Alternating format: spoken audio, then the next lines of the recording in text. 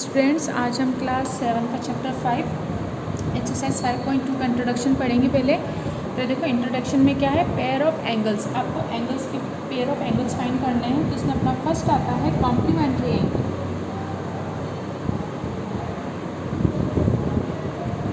Complementary angles. अब देखो, complementary angles क्या होते हैं आपके, कि आपको कोई भी टू एंगल्स गिवन होंगे और आपको उन टू एंगल्स का सम कितना होना चाहिए, आपका 90। ठीक है, तो हम क्या बोल सकते हैं, two angle are said to be complementary if the sum of this measure is 90। अब जो कॉम्प्लीमेंट्री एंगल है ना, तो हम क्या बोलें, जैसे x + y = 90। अब ये चीज़ समझ में आए, यानी कि एक ए एंगल बी एंगल, अगर टू एंगल का सम कितना आता है 90, तो फिर हम उसे क्या बोलेंगे, कॉम्प्लीमेंट्री एंगल। जैसे अगर हम बोलें, आपको देखो किस तरीके से हमने कोई भी एंगल बनाया, ए ओ बी सी, ये एंगल। अगर हमने यहाँ पे लिखा this angle is 45 and this angle is 45, तो अब देखिए एक्स हो गया, ये वाई हो गया, तो हम क्या बोल रहे हैं, टू एंगल का सम। जैसे हमने लिखा 45 + 45 कितना होता है 90, तो दोनों एंगल्स का सम कितना हो गया 90, तो हम क्या बोलेंगे, ये दोनों एंगल को बोलेंगे हम कॉम्प्लीमेंट्री एंगल। ठीक है, उसी तरीके से एक और एग्जांपल है, सेकंड एग्जांपल हम क्या लिखें, अगर एक 30 है और एक एंगल अपना कितना है 60 है, तब भी इन दोनों का सम्स कितना होता है अपना 90 डिग्री। तो हम इसे क्या बोल सकते हैं, 30 और 60 को भी हम क्या बोलेंगे, कॉम्प्लीमेंट्री एंगल बोलेंगे। ठीक है, इसी तरीके से और भी अगर कुछ, अगर आप मानो कि अगर आपके पास कोई भी टू डिजिट है और उनका ऐड करने पर अगर 90 डिग्री नहीं आता है, तो फिर वो एंगल कॉम्प्लीमेंट्री एंगल नहीं होंगे। जैसे कि एग्जांपल लेते हैं अपन, कि हमने लिया, जैसे कहते हैं अपन 33 + 28 डिग्री, जैसे टू एंगल लिए हैं। अब इनको ऐड करोगे तो कितना आ जाएगा आपका, ये 61 डिग्री आ जाएगा। अब बताओ 61 आया, हमें तो 90 चाहिए था, बट ये तो 61 आ गया, is not equal to 90 degree. So we can say that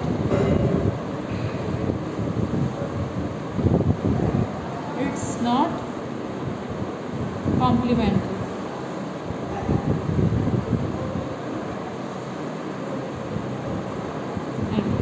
ठीक है, यानी कॉम्प्लीमेंट्री एंगल समझ में आया आपको। कॉम्प्लीमेंट्री एंगल क्या होते हैं, टू एंगल का सम अगर 90 डिग्री आता है तो उसे हम क्या बोलते हैं, कॉम्प्लीमेंट्री एंगल बोलते हैं। Complementary angle of the angle equal 90 degree minus the angle. ठीक है, अब अगर देखो, अगर आपको कॉम्प्लीमेंट्री एंगल फाइंड करना है, जैसे ये टू कॉम्प्लीमेंट्री एंगल है ना, अगर आपको क्वेश्चन ऐसे लिखा जाए कि आपको एक तो दे रखा है, जैसे क्या लें अपन, एक मैंने लिया 34 डिग्री एंगल, एक आपको ये गिवन है, आपको फाइंड करना है सेकेंड एंगल, है ना, सेकेंड कॉम्प्लीमेंट्री एंगल फाइंड करना है। आपको पहले से गिवन है कि एक कॉम्प्लीमेंट्री एंगल तो कितना है 34 है, और एक आपको फाइंड करना है। तो आप कैसे फाइंड करोगे, आपको पता है कि कॉम्प्लीमेंट्री एंगल होने के लिए दोनों एंगल्स का सम कितना होना चाहिए अपना 90 डिग्री। तो ये 34 एक एंगल आपको गिवन है, एक्स रखो, 90 - 34 कर दोगे आप, तो आपकी वैल्यू कितनी आ जाएगी, कितना हो जाएगा आपका 6 और एक 56 डिग्री। ठीक है, तो 56 डिग्री फिर आप जैसे साइड में कर लो, देखो एक 34 है, एक 56 है, दोनों को ऐड करोगे 90 डिग्री, यानी 90 डिग्री आ गया ना। यानी कॉम्प्लीमेंट्री एंगल का सम कितना होता है 90। तो क्वेश्चन आपको ऐसे भी गिवन हो सकता है कि आपको एक एंगल दे दें और सेकेंड एंगल आपको फाइंड करने को बोलें, तो आप कैसे करोगे, दोनों को सम करके 90 करोगे, तो जो भी एंगल आपको गिवन है उसको 90 में से माइनस करोगे, तो आपको सेकेंड डिग्री वाला है ना, मतलब सेकेंड डिग्री मिल जाएगी आपको, यानी सेकेंड एंगल आपको मिल जाएगा कॉम्प्लीमेंट्री एंगल। तो इस तरीके से कॉम्प्लीमेंट्री एंगल आप कर लोगे। इसके बाद है अपना सेकेंड सप्लीमेंट्री एंगल।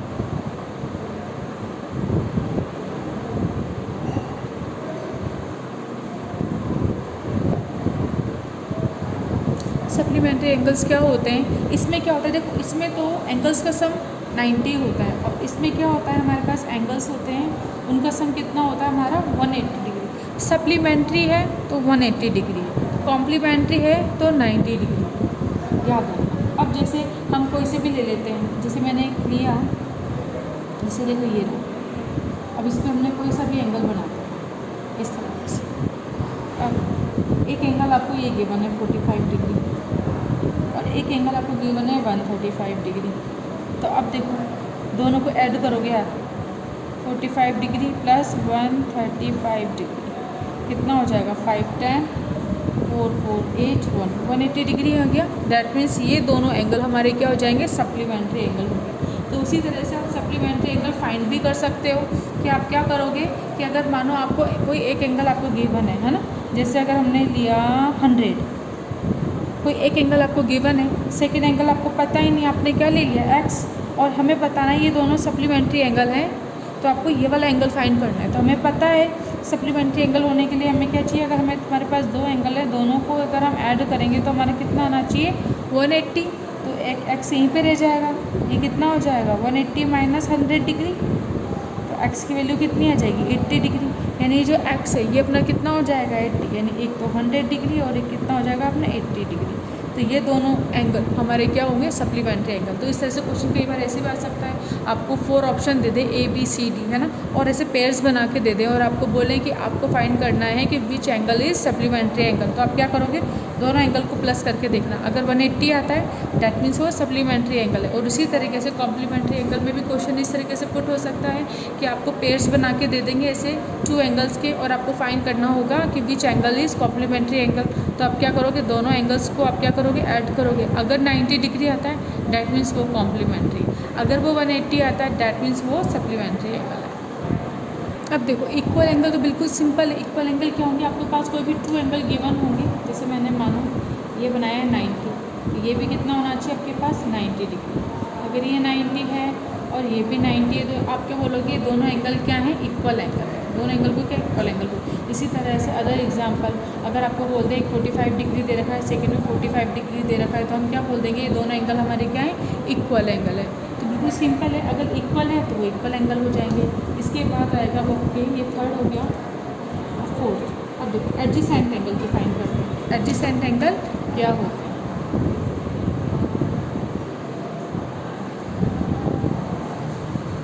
देखो एडजेसेंट एंगल की बात करो अगर आप, तो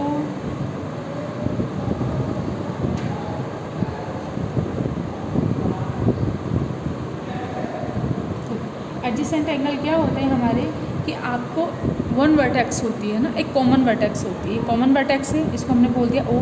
इस कॉमन वर्टेक्स से एंगल निकलते हैं, तो देखो इसे हमने से क्या बोला है A B और C।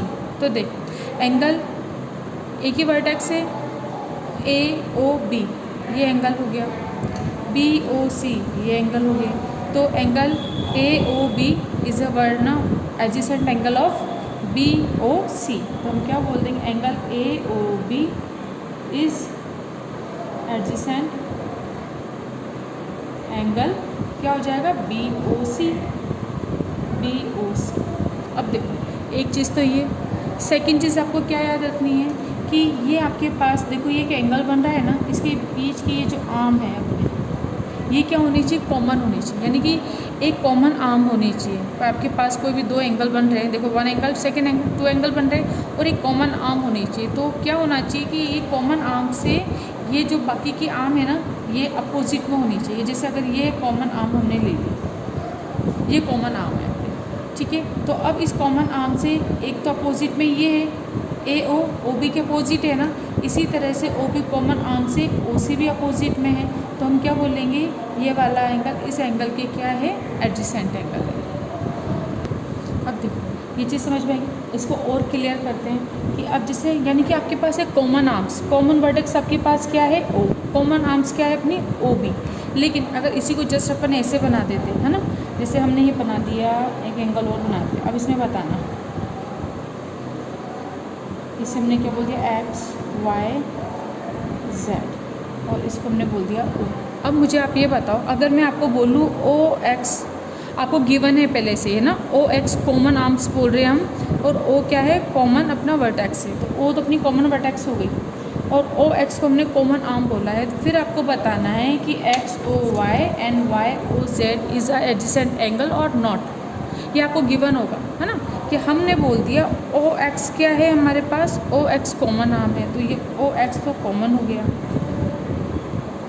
तो अब मुझे बताओ XOY और YOZ एडजेसेंट एंगल होंगे क्या, नहीं होंगे। क्यों नहीं होंगे, क्योंकि देखो हमारे पास कॉमन वर्टेक्स तो है, लेकिन हमने क्या बोला था, कॉमन आर्म्स होती है उसके अपोजिट होने चाहिए बाकी के आर्म्स। जैसे अभी यहाँ पर ओ बी क्या थी, कॉमन आर्म्स थी, तो उसके अपोजिट में ओ A and O C arms थी, तब जाके हमने बोला था हाँ एंगल 1 और एंगल 2 हमारे क्या है, एडजेसेंट एंगल है। लेकिन यहाँ पर अगर हम बोल रहे हैं ओ एक्स हमारे क्या है, कॉमन आर्म है, तो देखो ओ वाई तो इसके अपोजिट में हो गया, लेकिन ओ जेड भी इसके यहीं पर हो गया ना, इससे हमने 2 और 3 बोला। तो 2 और 3 हमारे एडजेसेंट एंगल होंगे क्या, नहीं होंगे। क्यों नहीं, क्यों होंगे, क्यों नहीं होंगे, क्योंकि देखो ओ एक्स तो हमारे कॉमन आर्म्स है और हमारे पास एक कंडीशन होती है कि एडजेसेंट एंगल होने के लिए कॉमन आर्म्स के अपोजिट में दोनों आर्म्स होनी चाहिए। जैसे ये कॉमन आर्म्स थी तो इसके अपोजिट में ओ ए और ओ सी था, तो उसी तरीके से ये एडजेसेंट एंगल हो गए थे 1 और 2। बट यहाँ पे ओ एक्स कॉमन आर्म्स है तो ओ वाई तो इसके अपोजिट में है, लेकिन ओ जेड भी इसके अपोजिट में नहीं है, दोनों क्या हो गई, सेम साइड में हो गई। ओ वाई और ओ जेड इसके सेम साइड में होगी, तो इसे हम क्या बोलेंगे, it's not a adjacent angle. तो angle 3 and angle 2 are not adjacent angle. ये बात आपको समझ में आई, यानी आपको याद रखना है कि एक ही तरफ होने चाहिए, अलग अलग नहीं होने चाहिए, है ना। सॉरी मैंने उल्टा बोल दिया कि एक तरफ नहीं होनी चाहिए, अपोजिट होनी चाहिए। अब जैसे ये दोनों एक ही डायरेक्शन में सेम साइड है, इधर है, अगर हम मानो ओ जेड को अगर कॉमन आर्म्स बोलते हैं तो ओ वाई और ओ एक्स ये भी दोनों सेम साइड हो जाते हैं, तब भी वो एडजेसेंट एंगल नहीं होते, ठीक है ना। 3 और 4 यानी कि एडजेसेंट होने के लिए आपको कॉमन आर्म यहाँ पे क्या होनी चाहिए थी, ओ वाई, तब जाके हमारे वाई ओ जेड और Y O X adjacent angle होंगे। अब देखो जैसे इसी तरीके से एक और बनाते हैं हम, ये मैंने एक एंगल बनाया, अब ये है एंगल 2 और इसके ऊपर ही एक एंगल मैंने ऐसे बना दिया 1।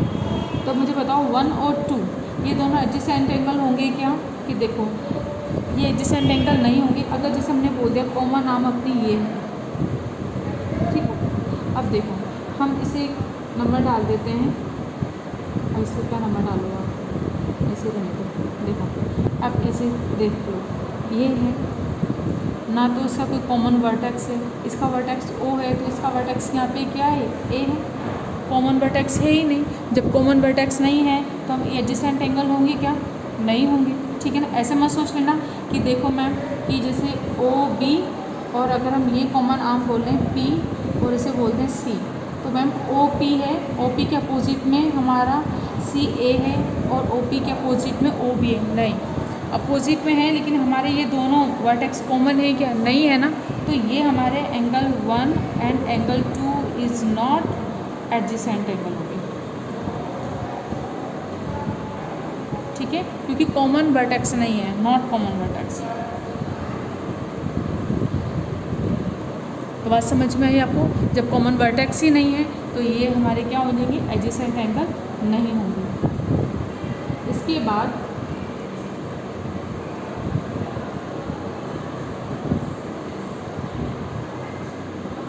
एक और बताते हैं, जैसे एक और बनाते हैं। एडजेसेंट एंगल आपको बहुत क्लियर से समझ में आना चाहिए ना, ताकि आपको कोई भी कंफ्यूजन ना हो। जैसे हमने ये बनाया,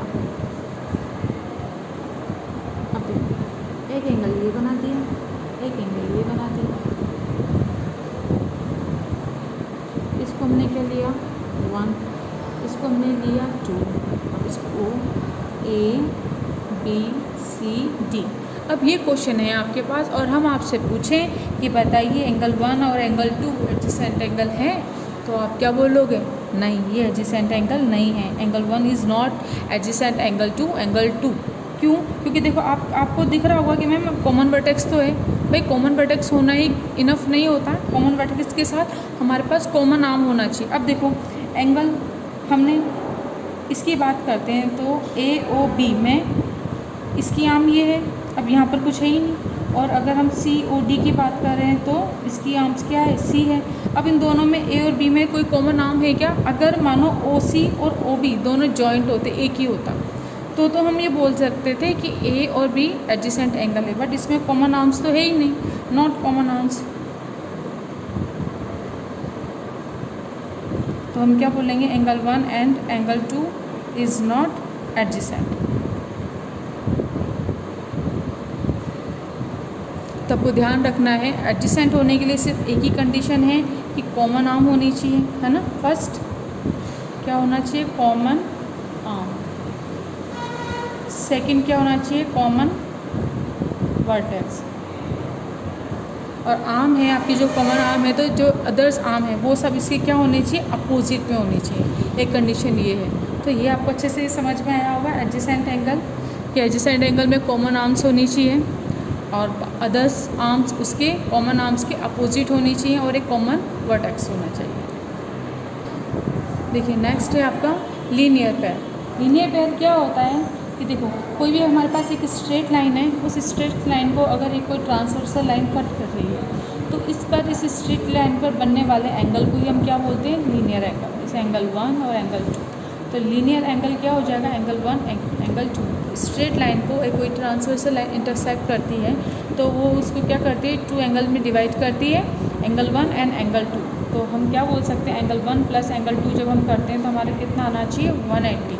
तो ये एंगल क्या होते हैं, हमारे लीनियर पेयर होते हैं। यानी कि दोनों का सम अगर 180 आ गया तो 1 और 2 ये दोनों एंगल क्या हो जाएंगे, हमारे लीनियर पेयर होंगे। तो देखो a linear pair of angle is a pair of adjacent angle whose non common arms from a straight line angle is a linear pair are supplementary. यानी कि जो लीनियर पेयर होते हैं वो हमेशा क्या होते हैं, सप्लीमेंट्री। मैंने आपको बताया था ना, 2 एंगल का सम अगर हमारे कितना है, 180 है, दैट मीन्स ये एंगल हमारे क्या है, सप्लीमेंट्री। तो हम ये भी बोल सकते हैं लीनियर पेयर के लिए, angles in a linear pair are supplementary. Supplementary, ठीक है। तो आपको ये याद रखना है।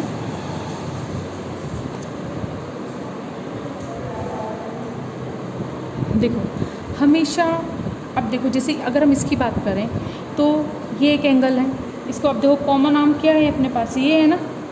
तो इसकी अपोजिट आर्म्स एक ये है और एक ये है, तो ये क्या है, एडजेसेंट एंगल है। तो हम क्या बोल सकते हैं, लीनियर पेयर को हम क्या बोल सकते हैं, एडजेसेंट एंगल भी बोल सकते हैं। तो देखो एक नोट है जो आपको याद रखना है। देखो नोट क्या है आपके पास, जैसे लीनियर पेयर है, a linear pair of angle is a pair of adjacent angle whose non common arms from a straight line और अपोजिट रेज। देखो ये इसके अपोजिट है, ये इसके अपोजिट है। Angles in a linear pair are supplementary. तो अब हमने देख लिया, जैसे BOC and AOC 1 and 2 angles हैं, लीनियर पेयर हैं, नॉन, अब क्या है, as are non common arms BO और OA। देखो BO और OA ये कॉमन आर्म्स नहीं है ना। और अपोजिट रे, ये क्या है, अपोजिट रे हैं। ऑल्सो एंगल 1 प्लस एंगल 2 कितना आ रहा है अपना, 180 डिग्री, दैट सप्लीमेंट्री एंगल है। तो इस तरह से आप याद रखोगे कि लीनियर पे क्या हुआ, एक स्ट्रेट लाइन पर बनता है और एक अदर लाइनों से ट्रांसवर्सल इसे कट कर रही है, तो इस पर बनने, स्ट्रेट लाइन पर बनने हुए दोनों एंगल्स, इन दोनों का सम कितना होता है, हमेशा 180। और ये हमारे क्या कहलाते हैं, लीनियर पेयर कहलाते हैं। एक ये नोट पे याद रखना, the angle forming a linear pair are adjacent. देखो linear pair are adjacent angle, but a pair of adjacent angle need not from a linear. यानी कि लीनियर पेयर को तो आप एडजेसेंट एंगल बोल सकते हो, बट ईच या ना, मतलब एवरी एडजेसेंट एंगल को आप लीनियर पेयर नहीं बोल सकते हो, ये आपको याद रखना है। अब देखो नेक्स्ट अपना वर्टिकल अपोजिट एंगल, कि आपको अगर कोई 2 लाइन क्रॉस कर रही है ना, कोई भी 2 लाइन है, अगर वो आपस में एक दूसरे को इंटरसेक्ट करती हैं तो अपोजिट एंगल इसकी, जैसे एंगल 1 इज एंगल 2, तो हम क्या बोलेंगे, if 2 line cross each other, तो हम क्या बोलेंगे, अपोजिट एंगल क्या होते हैं, vertical opposite angle. Angle 1 and angle 2 are vertical opposite angle, vertically opposite angle, याद रखना, ठीक है। उसी तरीके से अगर हम इसकी बात करते हैं, ये भी तो देखो इसके वर्टिकल अपोजिट है ना। अगर हम करते हैं 3 और 4, तो 3 और 4 भी हमारे क्या होंगे, वर्टिकल अपोजिट एंगल। और आपको याद रखना है कि वर्टिकल अपोजिट एंगल हमेशा क्या होते हैं, सेम होते हैं। जैसे हमने आपको कहीं पर भी दिख जाए ऐसे लाइन क्रॉस, है ना, तो अगर जैसे मैंने बोला ये 30 डिग्री है, तो आपको ये वाला एंगल फाइंड करना है, तो आप क्या बोलोगे, ये भी कितना हो जाएगा, 30 डिग्री। अगर हमने बोल दिया आपके पास ये, अब जैसे ये कितना हो जाएगा हमारा, ये होगा हमारा 150। अगर ये हमारा 150 है तो ये एंगल भी आपका कितना होगा फिर, 150 डिग्री। बात समझ में आई। अब देखो क्रॉस एंगल है, है ना, लाइन क्रॉस कर रही है, तो ये क्या होती है, वर्टिकल अपोजिट एंगल, और ये हमेशा इक्वल होता है। इसके साथ ही अगर मानो इसको अगर अपन हिडन करते हैं ऐसे, है ना, जैसे वर्टिकल अपोजिट एंगल है, इसी को आप हिडन कर दो ऐसे, तो ये एक लाइन बन गई और एक लाइन क्रॉस कर रही है, तो 1 + 3 क्या हो जाएंगे, अपने लीनियर पेयर एंगल हो जाएंगे। तो 1 + 3 करोगे तो कितना आना चाहिए, 180। उसी तरीके से अगर मैंने क्रॉस किया, अब इधर से मैंने हिडन किया, तो अभी आपको क्या दिख रहा है कि देखो आपको एक स्ट्रेट लाइन दिख रही है ना, इस स्ट्रेट लाइन को एक ये लाइन क्रॉस कर रही है, तो 30 + 150 करेंगे तो हमारा टोटल कितना आना चाहिए, 180। तो ये क्या हो गया, हमारे लीनियर पेयर हो गए। अब इसको और आगे बढ़ा दिया तो ये दोनों आपस में क्रॉस हो गए। जब ये क्रॉस हो गए तो ये दोनों क्या है, हमारे वर्टिकल अपोजिट एंगल है, और ये भी हमारे वर्टिकल अपोजिट एंगल है। तो इस तरीके से आप वर्टिकल अपोजिट एंगल भी फाइंड कर सकते हो। और लीनियर पेयर दे रखा है, एक एंगल दे रखा है, तो आप सेकेंड एंगल भी फाइंड कर सकते हो। देखिए, तो इस तरीके से हमारा 5.2 का इंट्रोडक्शन कंप्लीट होता है। आपके जितने भी पेयर्स ऑफ एंगल्स थे वो मैंने सारे डिस्कस कर लिए हैं। आई होप आपको अच्छे से समझ में भी आए होंगे। अब नेक्स्ट वीडियो में हम क्वेश्चंस करेंगे, तो आज का वीडियो अपन यहीं पे कंप्लीट करते हैं। Thank you.